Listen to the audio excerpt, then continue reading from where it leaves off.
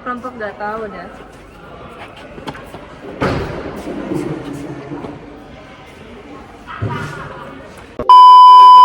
Assalamualaikum warahmatullahi wabarakatuh.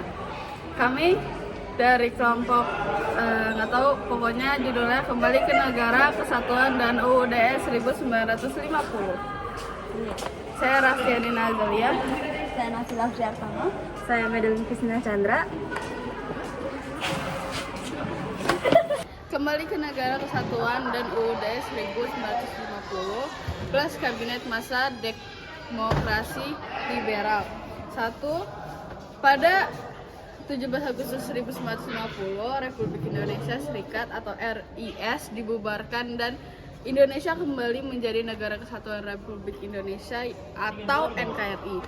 Negara kemudian memakai UUD sementara 1950 atau UUDS 1950. UUD 1950 bersifat sementara, sebab nantinya akan diganti oleh UUD yang baru yang disusun konstitusi melalui pemilu. Ciri-ciri sistem pemerintahan menurut UUDS 1950. Sistem pemerintahannya adalah parlementer, mirip dengan sistem pada konstitusi RIS 1949. Ciri-cirinya yang pertama, Perdana Menteri diangkat oleh Presiden, tetapi kekuasaan Perdana Menteri berasal dari parlemen, bukan dari Presiden. Yang kedua, Perdana Menteri, kepala pemerintahan, sedangkan Presiden hanya kepala negara. Yang ketiga, pengangkatan dan pemberhentian menteri dilakukan oleh Presiden atas usul Perdana Menteri. Yang keempat, Presiden dan Wakil Presiden tidak bertanggung jawab kepada parlemen karena kedudukannya sebagai kepala negara. Yang kelima, pembentukan kabinet dilakukan berdasarkan kekuatan partai-partai di parlemen.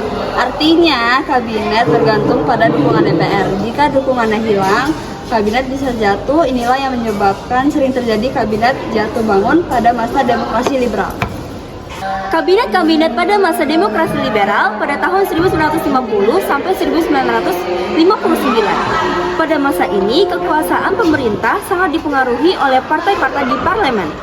Partai yang besar seperti PNI dan Masyumi dominan. Sifat masa ini banyak terjadi pergantian kabinet. Setiap kabinet umurnya pendek karena koalisi mudah pecah. Demokrasi sangat dipengaruhi perdebatan antar partai. Intinya, Indonesia kembali menjadi NKRI pada 1950 dan menggunakan UUDS 1950 yang menganut sistem parlementer. Presiden hanya kepala negara, sedangkan Perdana Menteri menjalankan pemerintahan. Kabinet sering jatuh karena konflik antar patrai di DPR.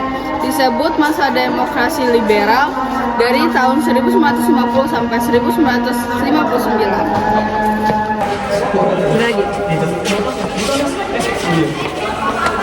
Sekian dari kami. Terima kasih.